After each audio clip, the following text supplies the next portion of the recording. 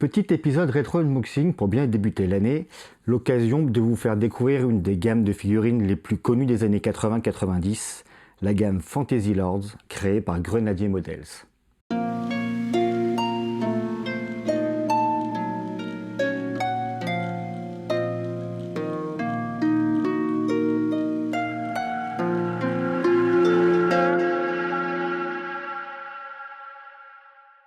Bonjour tout le monde et bienvenue dans ma feuille temporelle. Dans cette vidéo, nous allons découvrir ensemble deux blisters vintage. Mais avant cela, un petit peu de culture. Alone in the war.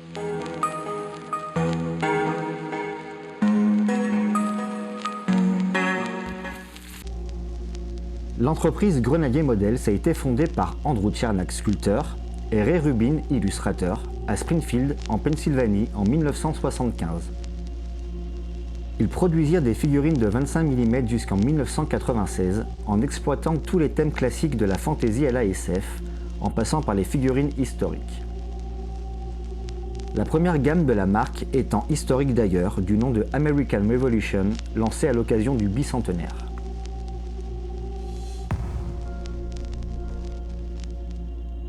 C'est avec ADD qu'ils firent leur meilleure vente dès 1980, en définissant le look des races et classes iconiques de ce JDR.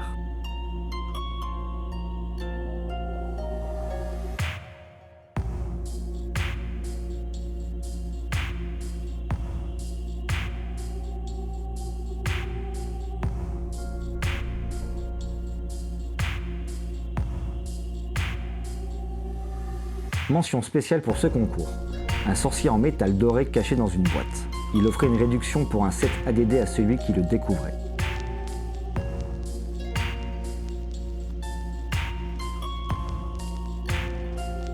Parmi les collectionneurs de figurines et les joueurs nostalgiques qui ont vibré au rythme des jeux de rôle et de guerre de la fin des années 1970 au milieu des années 1980, Grenadier était sans conteste la marque de figurines la plus populaire, la plus reconnue et la plus diversifiée. En 20 ans d'existence, ils ont produit à l'époque plus de figurines, de gammes exclusives et plus de variétés que n'importe quelle autre entreprise de figurines de jeu. Leur campagne publicitaire originale y étant pour quelque chose à mon avis. Il y a eu plusieurs gammes fantasy chez Grenadier, Fantasy Lords étant l'une des plus emblématiques. Celle qui nous intéresse donc ce jour pour cet épisode. Commençons à nous concentrer sur les deux modèles que nous allons déblister et à leurs sculpteurs. Alone in the war.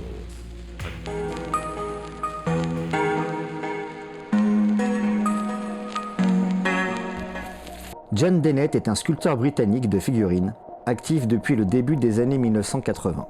Il s'est fait connaître chez Grenadier Models avec des créatures marquantes, comme le Pond Dragon et le Cliff Dragon, reconnus pour leur réalisme organique, leur poids visuel et leur approche naturaliste à contre-courant de la fantaisie héroïque des années 80.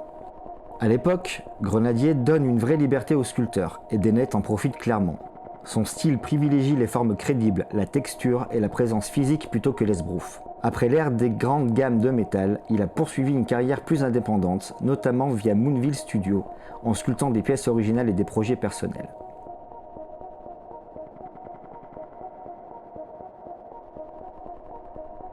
Vous trouverez en description de la vidéo un lien vers son site officiel. Allez, place à l'ouverture. Alone in the war.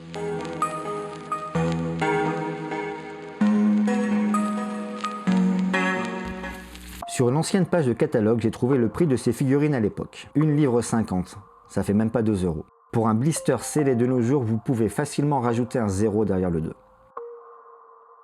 Les deux blisters sont vraiment en super état.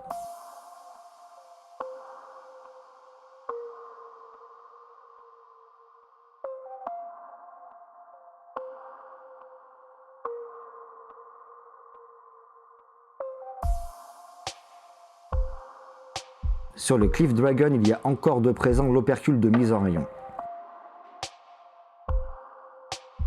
Trouver un blister dans cet état, c'est quasiment mission impossible. Ça peut vouloir dire qu'il n'a jamais été mis en rayon en vente. Ça lui donne une petite valeur supplémentaire. Sur le blister du Pond Dragon, une grosse étiquette avec son nom.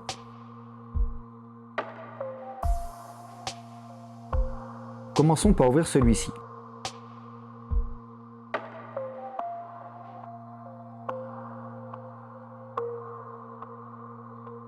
très originales, finement détaillées, très organiques.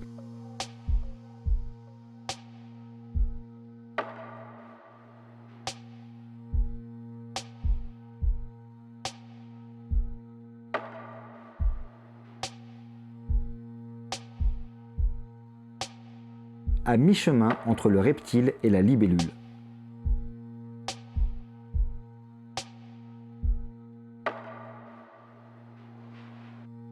Autour du Cliff Dragon.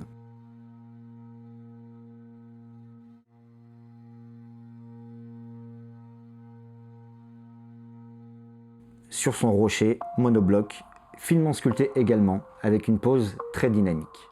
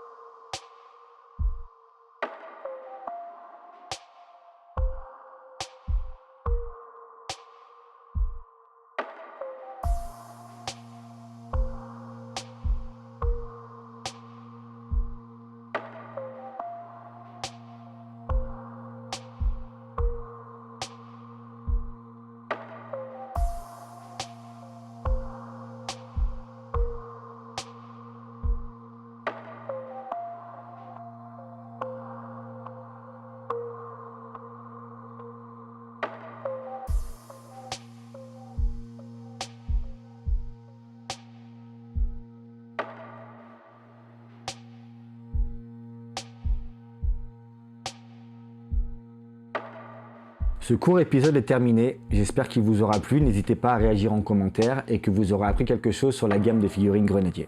Il ne me reste plus qu'à vous souhaiter de bonnes parties, de belles peintures et à bientôt pour une future vidéo.